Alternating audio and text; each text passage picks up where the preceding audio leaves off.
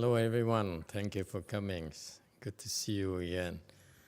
Master Xianjie is rushing me because he wants me to finish on time. All right. As I was meditating today, I realized something I'd like to ask you, share with you. You know, my late Chinese master is truly one of the best Chan teachers I've ever met or researched. Okay, I think the only one I can think of who's better than him is probably Master Huineng, Sixth Patriarch. But what he brought to our country, to the United States, is this Chan training here. It's on the surface, it's very simple. You sit for an hour. I never trained with him in person, by the way. I just learned secondhand. It's just like you, learning third hand. So you sit for an hour, and then you walk and you walk a little bit, and then he talks to you for 20 minutes. We're supposed to talk to you for 20 minutes. And I decided to talk to you for an hour, okay, or so. Do you know why it has to be that way? Of course you don't. Okay, let me tell you. Okay, I finally understood why, after all these years of teaching meditation and see who's not improving, who's improving, and so forth. I noticed some of you have been improving pretty fast since you started coming here, since we started practicing together.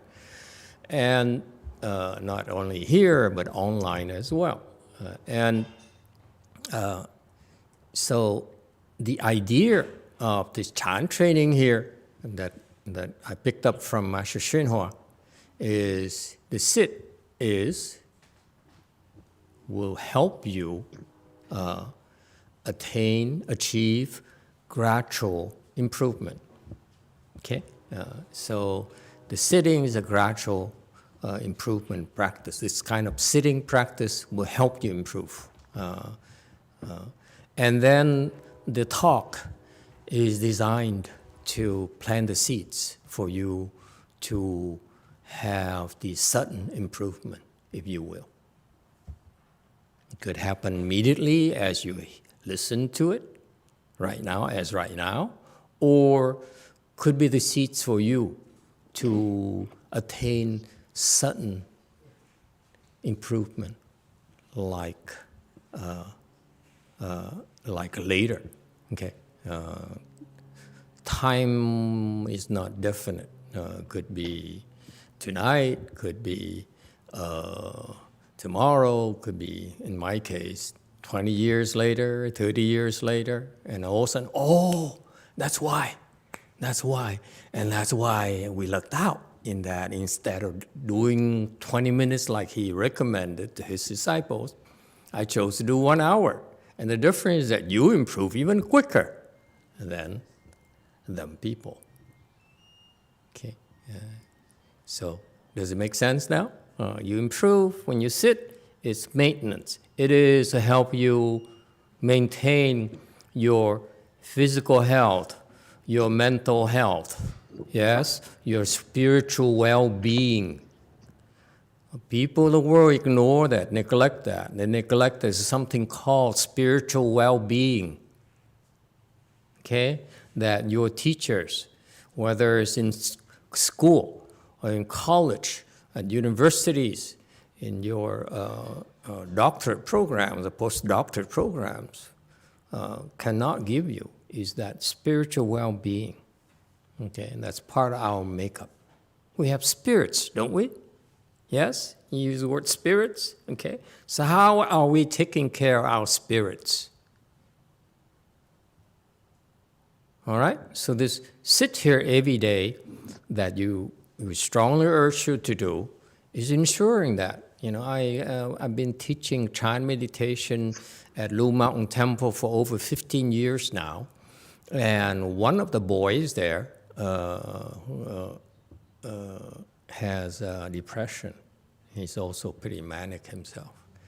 And after all this time here, after being with me, he came to the temple when he was 2, had severe allergy.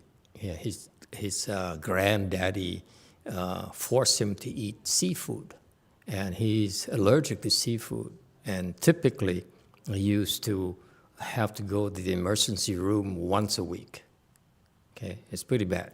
Okay, and so the mother one day decided, my disciple, the mother who's my disciple, she decided, well, I'm tired of driving him to the emergency room every week like this, so let's bring him to the temple. If he dies at the temple, it's going to be Master's fault. Something like that. So I saw him the first time when he was 2. Teeny tiny thing like this. Oh, he's sick. It's very, very sick. And so I said,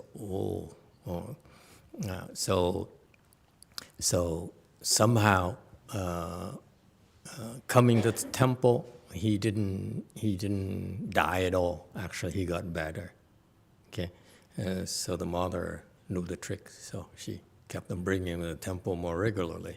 Yeah, and eventually his food allergies were significantly lessened. He has allergy to peanuts, allergy to seafood, and so forth.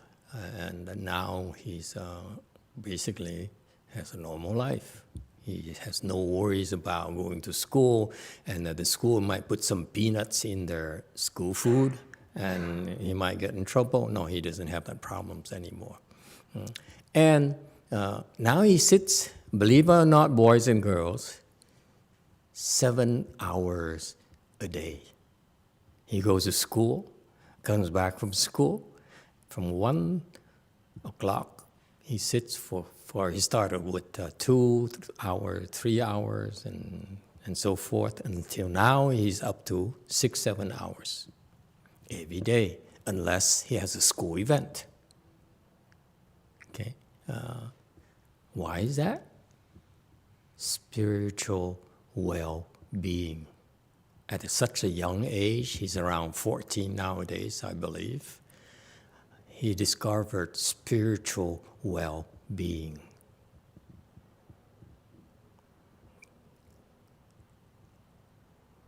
All right?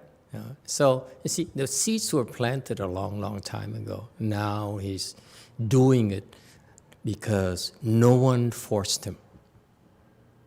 He's doing it because he can feel the effect. Okay? He doesn't plan to be a monk anytime soon, and we don't think it's a good idea for him. Okay, but spiritual well-being is what we as teachers and parents fail to stress, that the importance of that. Spiritual, our spirits needs to be taken care of. All right, so that's why I feel that the Chan training from Master Hsien Hua from the Chinese is really by far the best. You need to have the balance, the combination of sitting and listening to words of wisdom or planting the seeds for your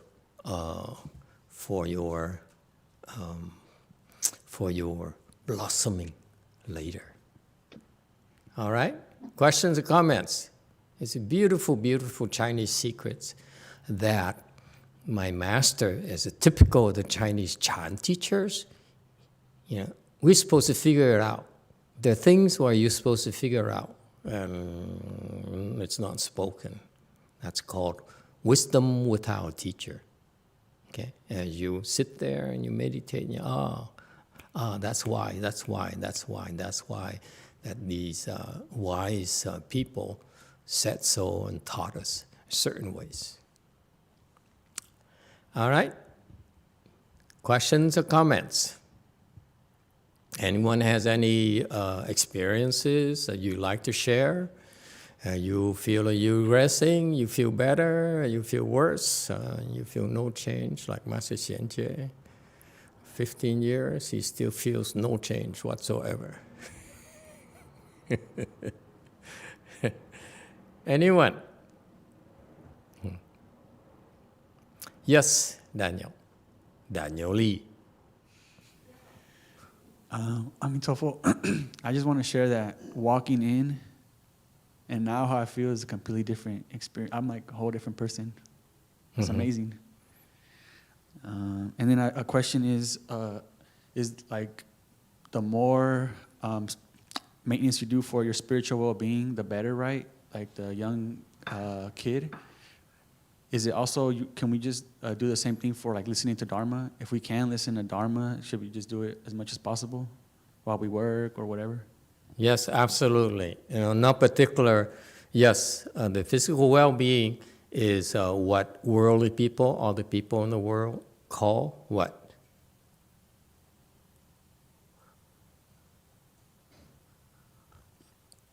They know as happiness. They haven't figured out how to be happy their entire lives. I'll tell you about my friend a little bit later, who I just met recently for lunch, and we talked. Yes, definitely. And the physical well-being is that normal people, ordinary people, regular people think of it as happiness. Are you happy? Okay, but it's a lot more than that. Behind what people in the world call happiness and what they pursue, okay, it's actually something called spiritual well-being. You have to have spiritual. You have to be have spiritual well-being in order for you to be happy. That's what people don't know. Okay, don't realize. All right. Number two, yes. I definitely encourage you to listen. If all of you at all ages, just listen. In particular, listen to the people who have real wisdom, like the patriarchs. Don't listen just anyone. What I try to do is repeat what those patriarchs say, because I myself have no wisdom whatsoever. Okay? So listen in particular to the wiser the patriarchs, the better. Not all patriarchs are the same. I always go for the high-level patriarchs. I go for 6 patriarchs first, and then I go for Master Shenhua, and then I go for and so forth and so forth and so forth. And I stop at Master Xu. Anyone lower than that, I wouldn't be interested. Okay. It makes a huge difference. It's what you listen to, who you listen to, makes a difference in the quality of the seeds. Okay, the seeds of your future crop, your future harvest. Okay, so you want to have the best seeds possible. Did you have another question? I was just going to comment about when you said that happiness is spiritual well-being. What about like people who are like right now making big money in the stock market? They're probably really happy, but I'm pretty sure they're not all very spiritual. Oh, speaking of that, as I was alluded to, I recently met a friend of mine, high school friend, and offered him to buy him lunch as a friend. As a monk, I don't buy lunch. Okay, I get free lunch as a monk, usually. But as a friend, I would buy you lunch. As a normal person, I would buy you lunch. Okay, so, and we talked, and he's Vietnamese. We both went to French high school in my era. French high school in Vietnam was one of the top schools in the country. And the French education is very interesting. is that the top tier of the students, they go to the math section. Why math? Math is important, and you children have to pay attention. This is when we do the cutoff very quickly. The children who are not impressed with math, who are afraid of math, get cut off into become blue-collar careers and so forth. Just kidding. So why is that? Okay, it's a very good test. Okay, I found out. Okay, also recently, it's just amazing what child meditation does to you. Okay, that math is so important because this guy, we both have math, and I graduated 12th grade with a C average. He graduated with, of course, much better, B plus or something like that equivalent, and he went for college in the States and got an MBA from an Ivy League school, top 5 schools. He claims. I feel it's top 10. His school is not as good as mine. But anyway, we never could agree on that. And so he says, and this guy is a real character. He's pretty wealthy. His whole family is very wealthy. And as we talked, I said, you know, what's so special about education is that we have a math degree. Why is it important? We have a math degree as a bachelor's here. We have a math. We went to a math-focused high school program, French high school program, and the difference. The difference is that the advantage is that you learn math. You learn about logic. Okay. And then you can apply that logic to anything, any field you like. Okay, so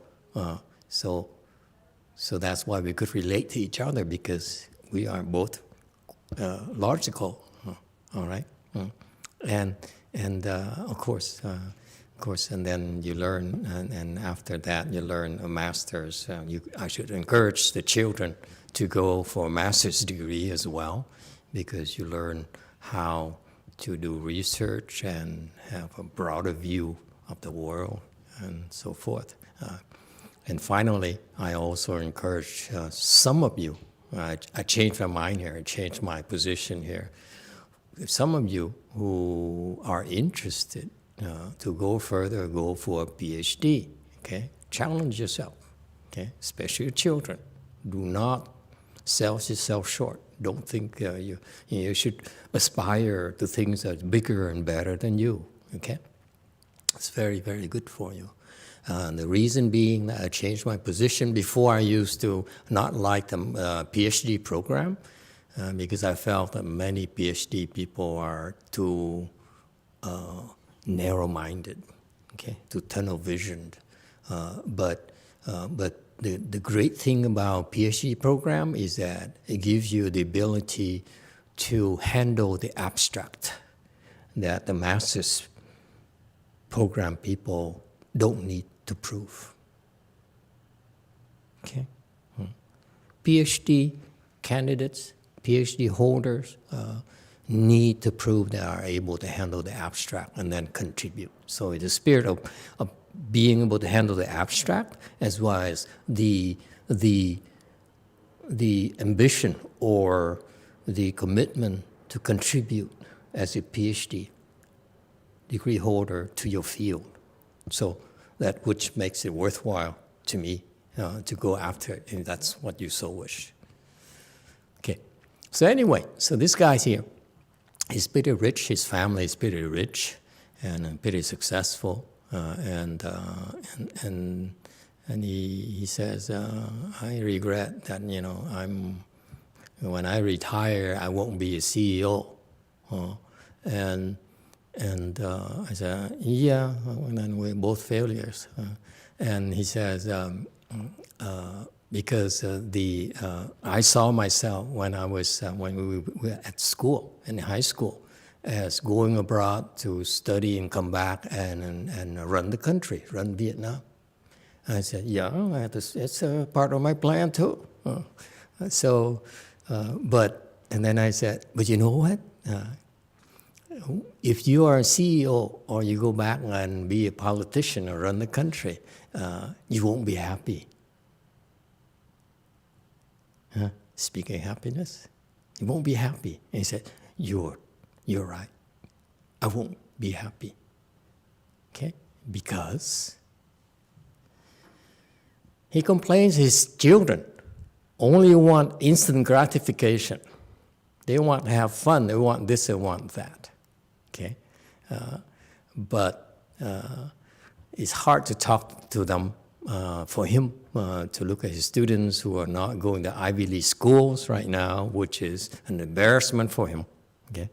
When he says, his children, it's so difficult to talk to them about, you have to get good grades and go to good schools and prove yourself academically and so forth, because that's a standard. But my children, I can't talk to them, and they don't listen, and so forth, and I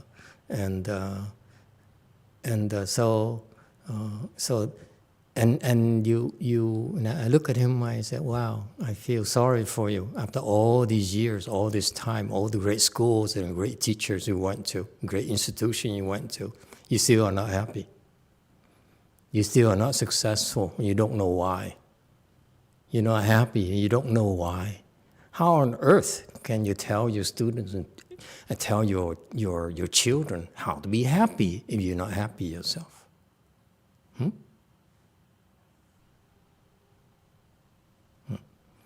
And because his value systems are screwed up. He talks about money. He talks about social status. He talks about education.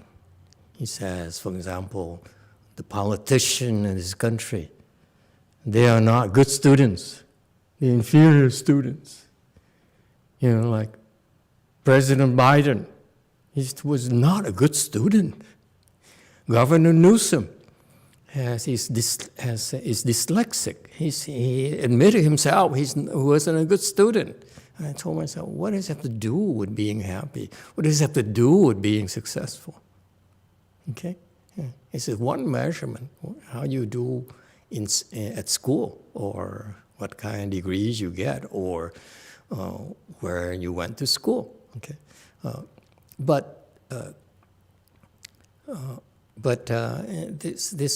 He complains his children don't listen to him. It's because he never developed the skills to talk to people. Never really developed the skills, learn how to be happy. Okay? It's about, I feel sorry for him because for him it's about money. For him it's about social recognition, okay, social status, okay, and even at least for all this time here, he still hasn't figured out what is it, what happiness is about. Okay, it's because we never learn about spiritual health. You start first with spiritual health, okay? And I was lucky. And it's always funny because for him, he talked about money. He talked about, we are social, we're different social strata and so forth and so forth. I said, and I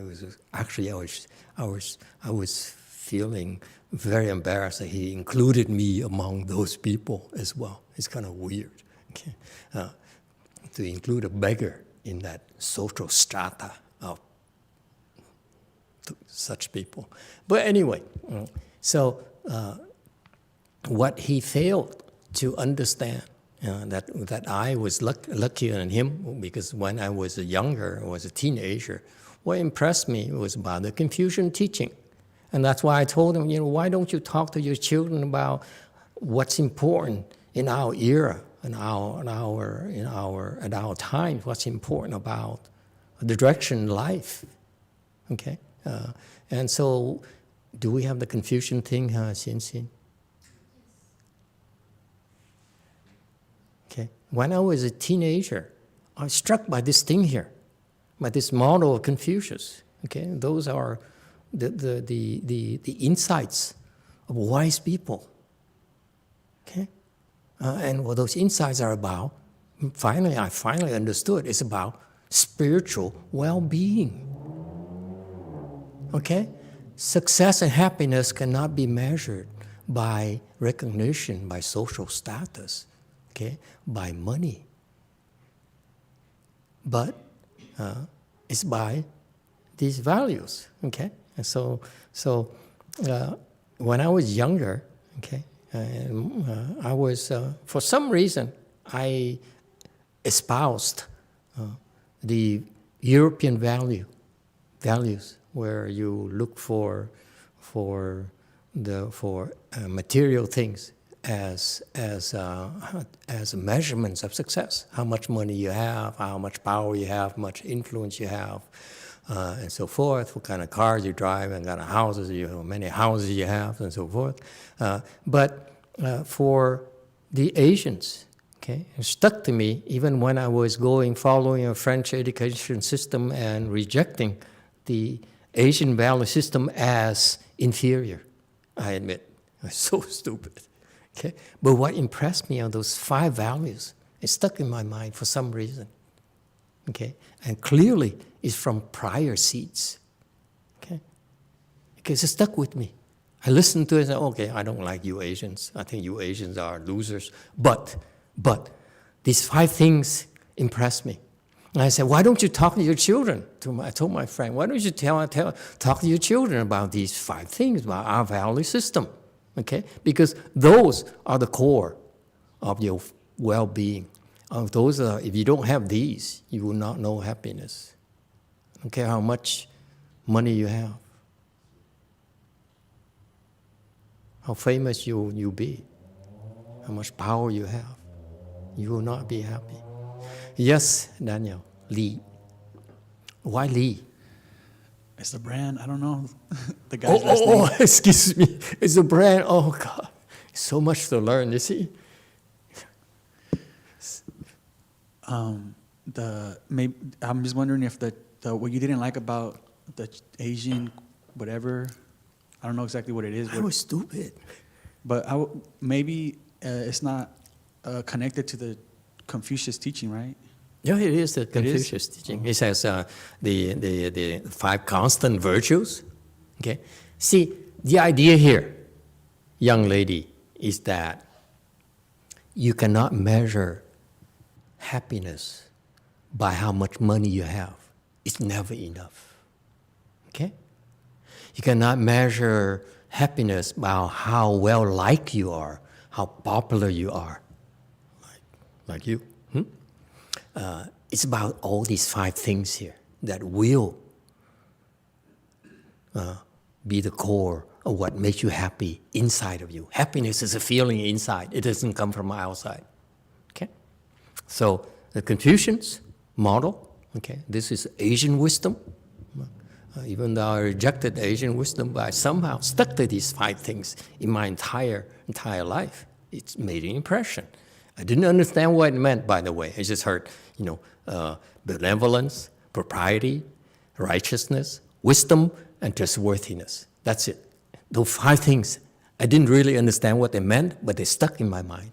Okay, and over the years, I understood more and more about what they meant. And until recently, I really didn't understand what they meant because I never studied Confucianism.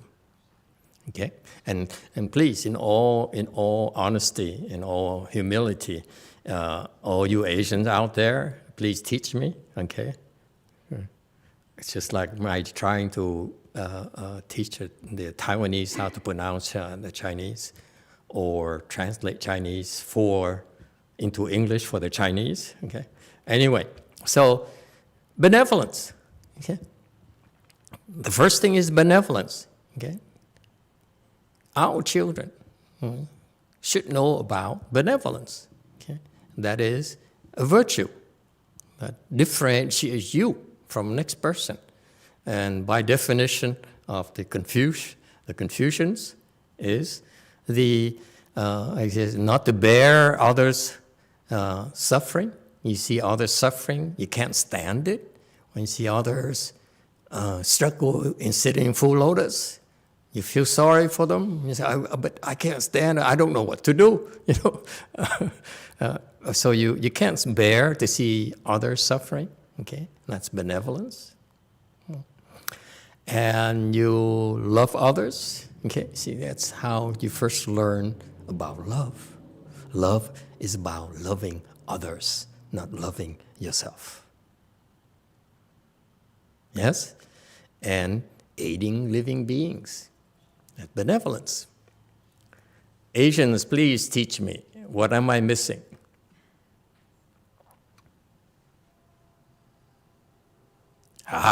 Even the Asians don't know. They need to do research themselves.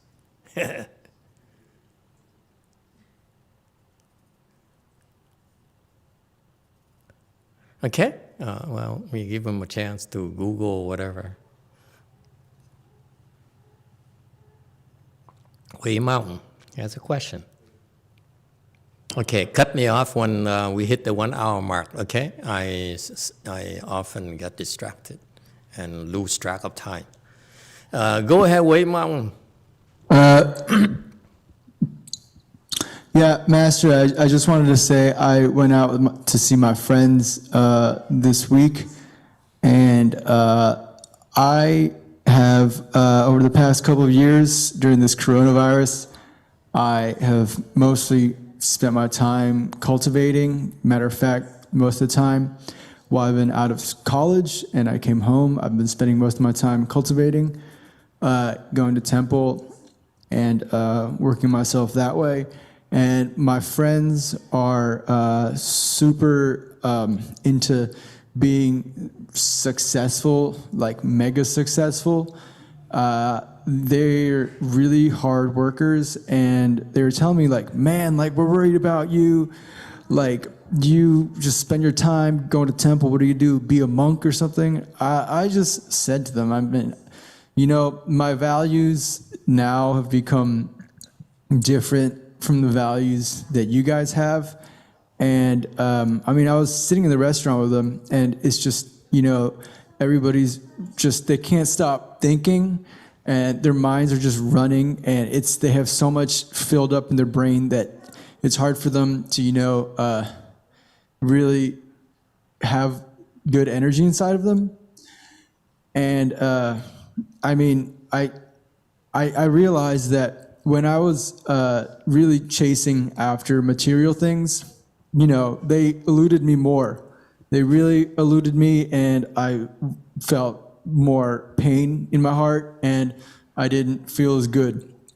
And when I've been cultivating and really focus on my main priority is the way, cultivating, then things seem to just work out. As I let go of more greed and my attachments, the right things seem to happen for me much easier than if I were to chase them. I just wanted to say that. And also, I have a question here. Confucius is talking about love, and in the sutras and Great Compassion, Repentance, they say that love and views is the cause for our suffering. We have to repent. Is it a different type of love that they're talking about here? Is it? I have no clues. Let's ask the Asians. Because I'm really cannot be an authority on Asian philosophy. Okay? Master Xianjie, you must be a philosophy expert. Sorry, I didn't really follow all that. The computer is behaving strangely, so we're distracted here. I see. Okay, go ahead, Red.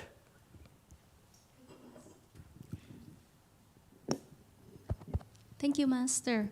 I just want to share the story how 2 weeks ago you were here, and my husband I held him back so that he can share his story while he was meditating.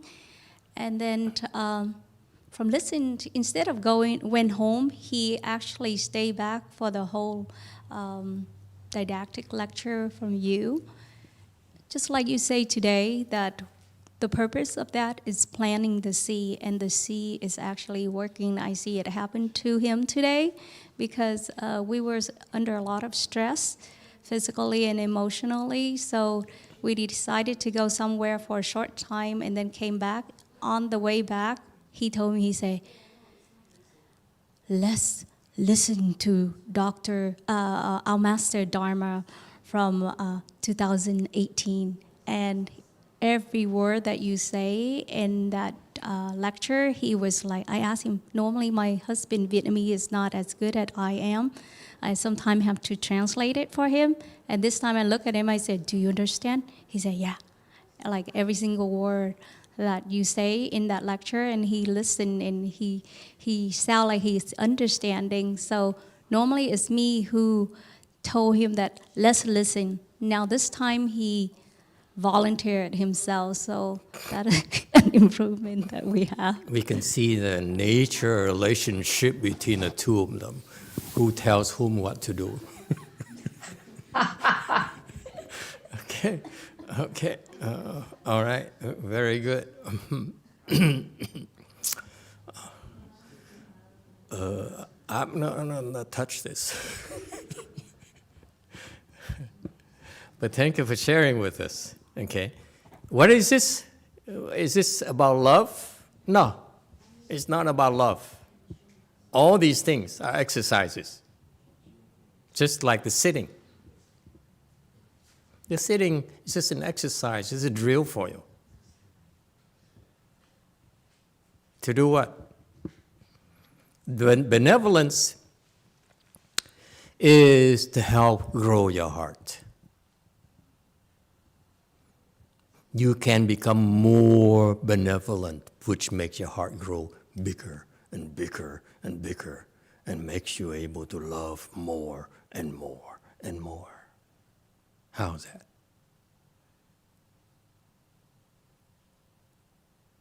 Okay, the love, Daniel, that ordinary people have the concept of love is actually limited. It's limiting. Is this?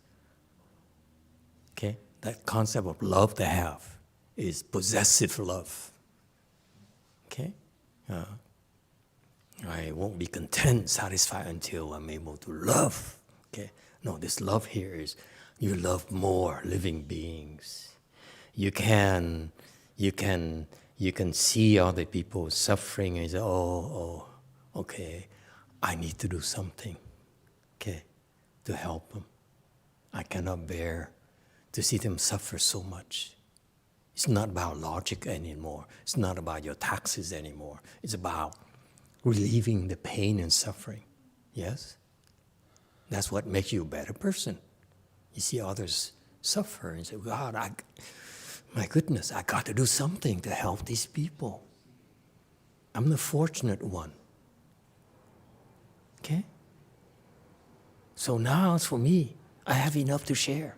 Enough, so my heart grows bigger and bigger. Okay? Not just to help the Koreans, like you Koreans do. Okay? Or just the Chinese, I'm Chinese, I help the Chinese only. Okay? No, we help. People will come in contact with us. Living beings come in contact with us. We help because we see the suffering. So your heart grows bigger. This is, I believe, from my perspective, this is what this is, benevolence is meant to do. Not this loving others, which is a disguise for loving yourself. You love others as long as it makes, that they love you. Okay, and this is contrary to Mr. Buffett's concept of, success in life is by the end of your life, how many people really love you, and you're surrounded by people who love you. To me, it's nonsense. You don't need to be surrounded by people who love you. It's about how many people you can love.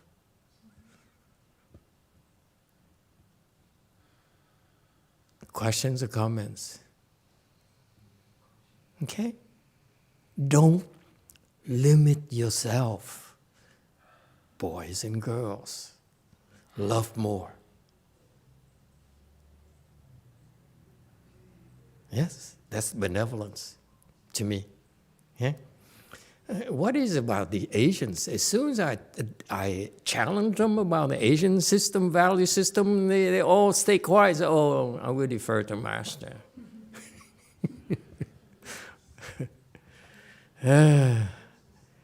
Second, propriety. When you start out, when you talk to your children, you need to stress this. There's something called right and wrong. They need to know about.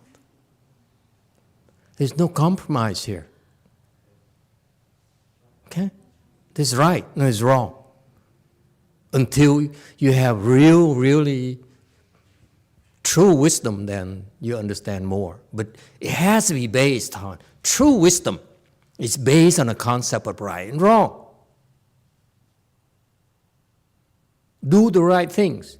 Avoid doing the wrong things. Okay? But to the Confucians, they said, because they needed back then, I believed they needed to regulate and control the masses. Otherwise, it would be chaos and anarchy. So they define these rules and these rules of etiquette, but to me, propriety here is about the concept of right and wrong. Okay, we must be clear. Okay, that relate back to where I come from as a Buddhist monk. There's wrong. If it's wrong, don't do it. If it's right, do more of it. That simple. Okay? And we need to be clear about that ourselves before we can talk to our children. I could not tell my friend to talk to his children because his concepts of right and wrong is confused. It's about me. Okay? Me richer, me more money, me more recognition, me more power. That's wrong. That's why he can't talk to his children. They're not impressed. I often talk to the children of my disciples, and they all told me, I'm impressed. My parents are successful. They have, they have a professional career. They're successful. They have money, and so on and so forth. But those children are not impressed with the parents at all. They're attached to their parents, but they don't necessarily love them, in my humble opinion. Okay? It's love to me is different. All right. Can I have the screen back? I need the prop. Okay? I'm running out of time as well. I will explain to you righteousness and not propriety. Propriety is, I'm sorry, okay. I swapped the order a little bit. I just talked to you with number 3, righteousness, right and wrong. That has to be clear, okay. To us, actually it's number 1. To the Buddhists, it's number 1. This is right and it's wrong. This is so right and this is so wrong for us, okay. It's very clearly defined. In our world, in our Buddhist world, this is right and this is wrong. All right? Anyway, number 2, propriety. Propriety is that you need to be able to relate to others. There's a proper way to talk to others. Okay? And I made a mistake as well. I talked to him, and then within 50 minutes, he blew his top at me. He said, "How dare you talk to me like this? You know who I am?" More or less. I said, "Oh, I'm sorry, but you know who I am." No, I'm kidding. But I apologized to him for half an hour. He blew his, really, he was, even though after I apologized, he still was upset and he couldn't control himself. And he started insulting me and so forth. And after an hour or so, okay, he calmed down, and then he said, okay, that's, okay, I apologize again. And we met again, 2 days later, meaning, when was that? Yesterday. And that's when he changed. Anyway, so there's a proper way to talk to people, and that's why we as Sanghas, I stress to all of you that we need to be culturally sensitive, okay? Because I apologize to my friends that it doesn't matter I'm right or wrong, but I never intended to offend you. For that, I am wrong. Okay? I failed. I failed you. Okay? So I apologize. Anyway, so there is a certain propriety, meaning that there is, at the first level, you have to know how to talk to people. Children, the Asians suck. I mean, excuse me, is it a proper word? The Asians, don't train their children how to relate to others, which is a humongous weakness of mine. Okay? I failed miserably. I would be content sitting by myself. Yes, no, thank you. You know what I mean, huh, Sang-wook? Sunni. Okay? It's about connecting with others. Etiquette is not just about, culture and so forth. It's about knowing how to connect with people. Okay? You avoid offending them first. Because when they're offended like that, stupid friend of mine, all communication are cut off. That's it. And you lose. Okay? You lose first. Because you fail. So that's propriety. And number 4, wisdom. Wisdom is what does it say? Knowledge, special understanding, like knowing things before hearing them, which in the Confucius world, he has a disciple by the name of YongHua. Okay, Master YongHua loved to talk about YongHua and Confucius. Confucius says, YongHua, my disciple, is outstanding. I speak of 1 principle, he understands 10 principles. That's wisdom. That is, this guy is able to understand things that before he hears them. All right? And you're not supposed to be confused by matters, okay, by external things, outside things, and can discern the subtle. Okay? I don't think the children understand this. Okay? They're stupid. They have no wisdom whatsoever. Okay? It's something you need to work on. It's a lifelong process. The wisdom develops, okay, from following 1, 2, and 3. Okay? Wisdom develops because of you have the foundation of 1, 2, and 3. Okay? Foundation of benevolence, how big your heart is.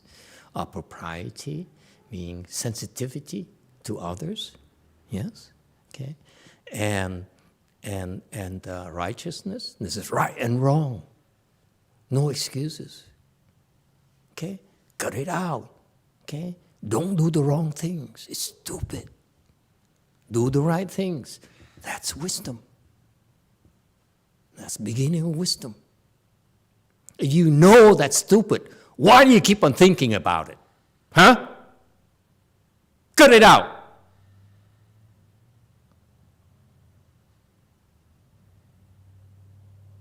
You keep thinking about it because you think it's okay. No, it's not. Excuse me, I lost my temper. That's not appropriate. Okay. So, wisdom. Okay. And to me, wisdom is important because it's what enables you to contribute, to make a difference in this world.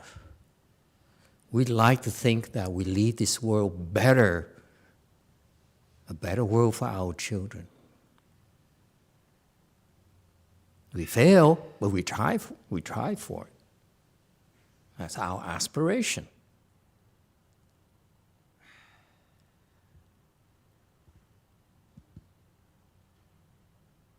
Right? Way Mountain question.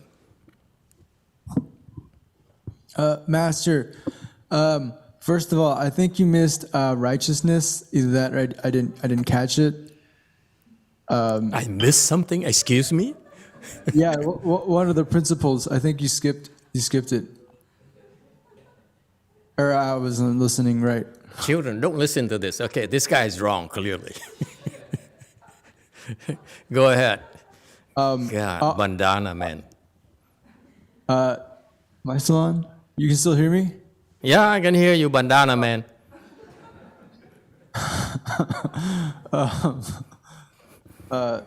Okay, yeah. Character. I was gonna say. Calling me wrong, in the middle of my lecture. Man, No, you're not wrong. that is You're wrong.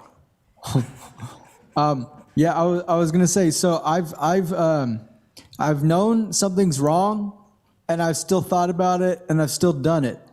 And the reason is because of I'm attached to it, and I'm seeking self-benefit. How do I get over that? How do I get over that attachment? And Just recognize it's a stupid thing. You think it's okay. No, it's not okay to indulge in stupid things. That's stupid. And if you keep on thinking about, go bow, my boy. Bow, bow, bow, bow, bow, bow, until you say, oh, I'm so tired, I can't think about it anymore. It's that simple. Number one, you need to know it's wrong. Therefore, you need to try to stop it. And the way you stop it is that you do something else instead of sitting there and think about it. You do something. You work. You meditate. You recite mantra. You do whatever it takes. You fight and you fight and you fight. And you bow. In Buddhism, it's a very powerful tool. You bow until you're so exhausted, you can't think anymore. I say, what a kind of nonsense. Okay? Banana man, is it clear? Okay. And finally, the one thing that made an impression for me as a young boy is just concept of just worthiness. Okay? You need to keep your words. You say so, then you must do so at any cost. Otherwise, people will never trust you. Your wife won't trust you.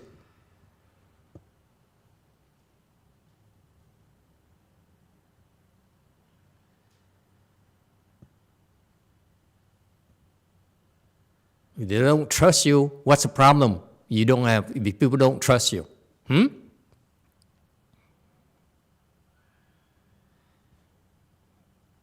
Yes, Daniel Lee. You can't do nothing for them. Well, I need to do anything for them. What are you talking about? Because they may need something. They won't get close to you. See, very good. If people don't trust you, I will tell you this right now. You find this out later, you children. If people don't trust you, they can't get close to you. It's a very lonely life.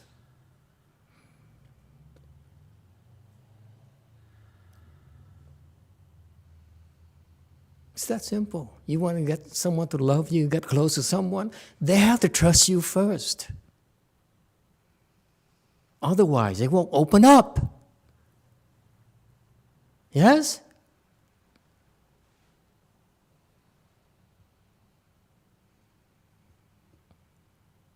Five more minutes. Hey, see, I keep time pretty good today. Yes, Tommy boy.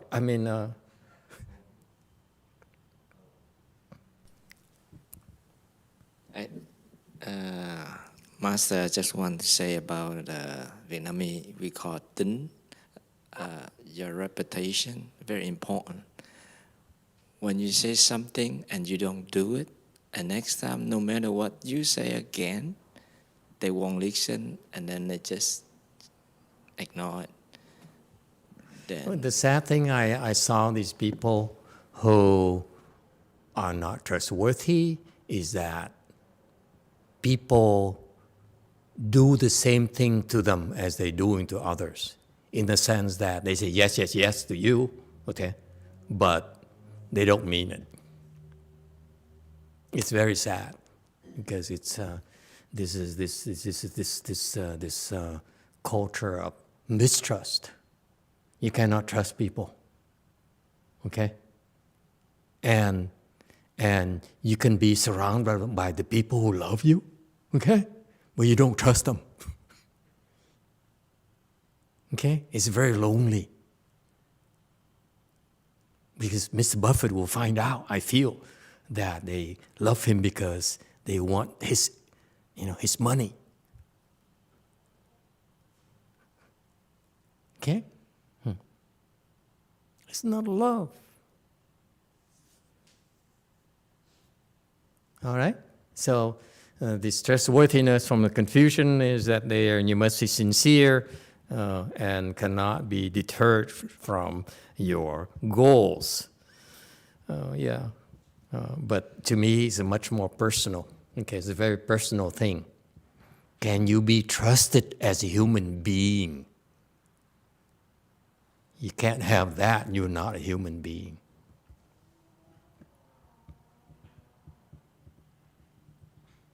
Okay? That's how I understood it when I was younger. I understood this concept of trust already. Wei Mountain, quickly, I have 2 more minutes. I promise, Master Shinche. Master, so there is 2 more people, excuse me. Okay. JMT Korean.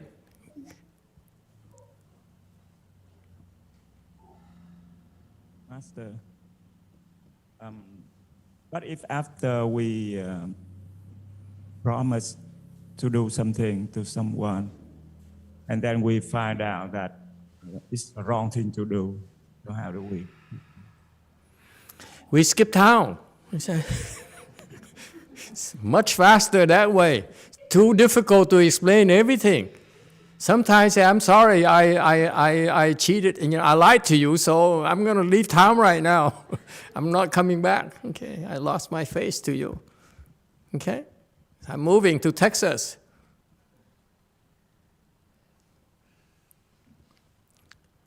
All right. So what else can you do?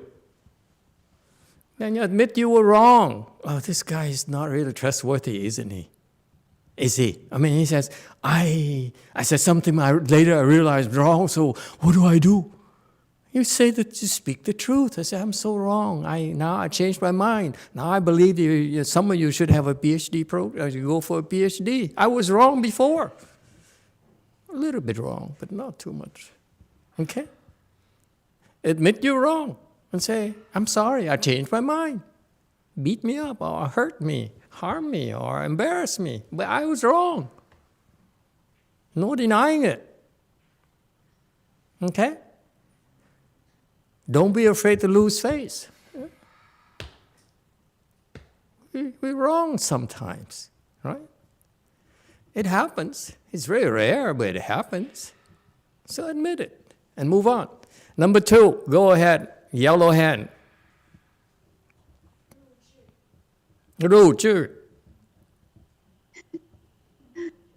감사합니다. 우리가 만트라를 염송하거나 부처님 명호를 암송할 때 숫자를 세는데요. 예를 들자면 21번 대비주라든지 108번 능음주라든지 그렇게 숫자를 세는데 그 숫자에 어떤 뜻이 있는지요?